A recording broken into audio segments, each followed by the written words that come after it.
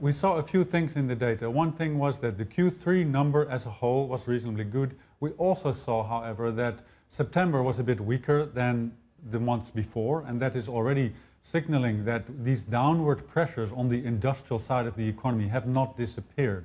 And then, of course, also, as you said, there is this overhanging bigger question on how long will the authorities be willing to continue to prop up growth with credit instead of moving to more realistic, more appropriate growth targets. You know, China could grow by 5.5% without all that stimulus that is going on, but to keep on growing by 6.5–7% makes it really hard to actually get growth on a sustainable footing.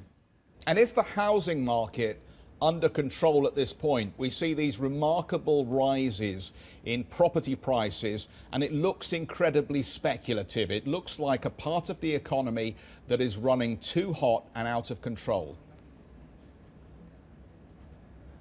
I think what we see in the housing market is actually a little bit the same as we see in general in the economy. There is an enormous amount of credit being pumped into the economy each month. Again, credit growth in September, total social financing, the overall concept, grew by more than 16%. And in the housing market, what we see is that, you know, with enthusiasm having come back in these big cities, the tier 1 cities, and that also spilling over a bit in other cities, you have very rapid price increases, a lot of demand, you know, a significant portion of which is also speculative.